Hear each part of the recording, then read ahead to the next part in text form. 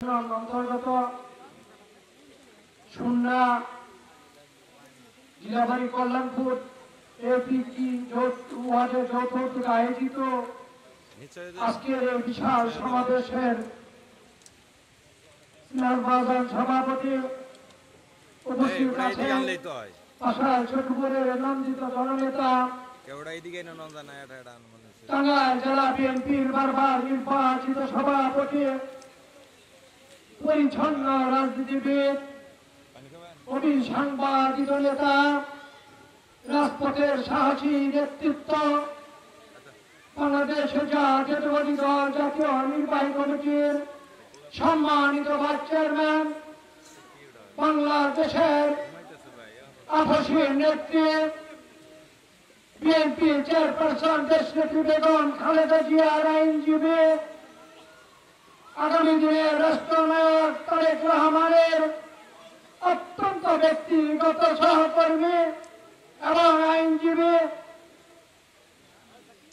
আজকের অনুষ্ঠানে প্রধান অতিথি আমার রাজনৈতিক পিতা বাসায় চকুপুরের নন্দিত জননেতা জনাব আহমেদ আজম খান সাহেব উপস্থিত আছেন কেন্দ্রীয় জেলা এবং উপজেলা পর্যায়ের সম্মানিত সকল নেতৃবৃন্দ আমার কাউজান ইউনিয়নের বিএনপি পরিবারের সম্মানিত নেতৃবৃন্দ সর্বোপরি আজকে উপস্থিত বীর জনতা সকলকে আমার দল বাংলাদেশ জাতীয়তাবাদী দল এবং আমার পক্ষ থেকে আমার নেতার পক্ষ থেকে সালাম শুভেচ্ছা অভিনন্দন জানিয়ে আমি দু চারটি কথা বলে আমি আমার কথা শেষ করব।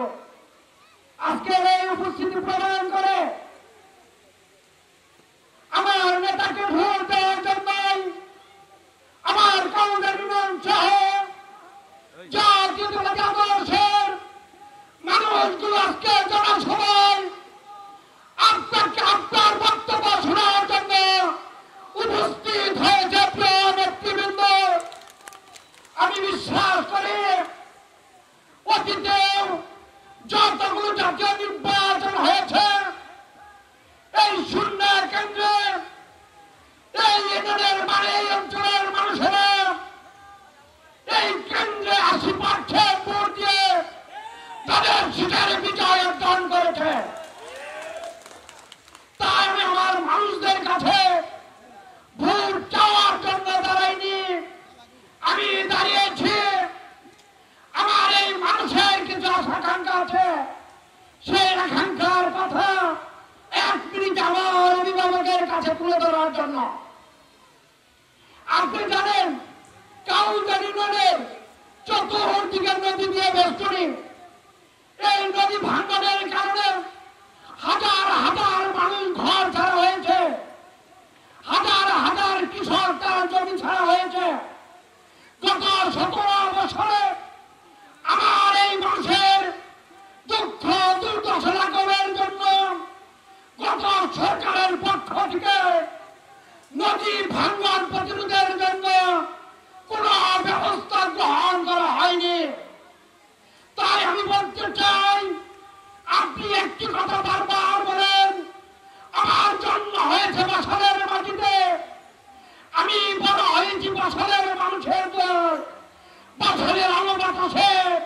তাই যদি একদিন সময় পাই বা আমার মানুষের বুঝে নির্বাচিত হয়ে জাতীয় সংসদে যদি একটিবারের জন্য যেতে পারি, আমার 17 বছরের নিপীড়িত নির্যাতিত মানুষের বুকে আমি হাসি ফুটাবো, এই প্রত্যয় বুকে নিয়েই আপনি রাজনীতি করে যাচ্ছেন। আমরা বিশ্বাস করি আগামী দিনে বছরের সমস্ত মানুষ আপনাকে ভোট দিয়ে জাতীয় সংসদে পাঠাবে।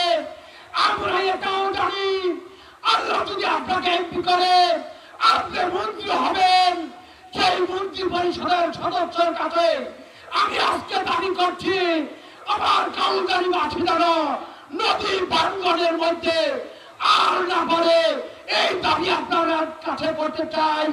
আমার এই অঞ্চলের হিন্দু ভাইদের মন্দিরের সংস্কারের জন্য আমি আপনার কাছে দাবি করছি, এই অঞ্চলের যেগুলো স্কুল কলেজ মাদ্রাসা আছে সেই মাদ্রাসা স্কুল কলেজের উন্নয়নের জন্য আমি আপনার কাছে জোর দাবি করছি। আমি আর কথা বলতে চাই না, আমি শুধু বলতে চাই বন্ধুরা আমার, নির্বাচন আসে, নির্বাচন চলে যায়, আমরা নির্বাচন অংশগ্রহণ করি, মাসের মাস মানুষের দ্বারে দ্বারে গিয়ে ভোট প্রার্থনা করি, মানুষ ভোট দেওয়ার জন্য সিদ্ধান্ত গ্রহণ করে। আমাদের প্রিয় নেতা জনসানকে ভোট দিব, দলের ছিটে ভোট দিব, কিন্তু কোনো বাড়ি মানুষ মুক্ত ভাবে ভোট দিতে পারেনি। মানুষের ভোট রাতের অন্ধকারে চিল বাড়ি নিয়েছে। আর আমার মানুষেরা সন্ধ্যায় যার কেন্দ্র থেকে অস্ত্রক্ষিপ্ত ভাবে যার ঘরে ফিরে গিয়ে বলেছে, মাগো তোমার সন্তান ব্যর্থ হয়ে ফিরে এসেছে, তোমার সন্তান আহমেদ আজম খানকে বিজয় অর্জন করতে পারেনি, তাই এবার আমরা আজম খানকে ভোট দিয়ে হাসতে চাই। এই বছরে কাউন্টারের মাটি থেকে, এই সুন্দর মাটি থেকে বিজয়ের পতাকা উড়াতে চাই। এই বিজয় মিছিল নিয়ে বছরে প্রথম যাবে, এই প্রত্যয় ব্যক্ত করে আমি আমার বক্তব্য এখানেই শেষ করছি। সর্বশেষ বলতে চাই, আমরা বাসায় ছোটদের একটা অভিন্ন অংশ নির্বাচনী এরিয়া, তারই একটি গ্রাম পাশে কাঙ্গালিথার সাথে আমার এই অঞ্চলের মানুষের আত্মার সম্পর্ক রয়ে গেছে, কিন্তু এই নদীর কারণে তারা আসতে পারে না।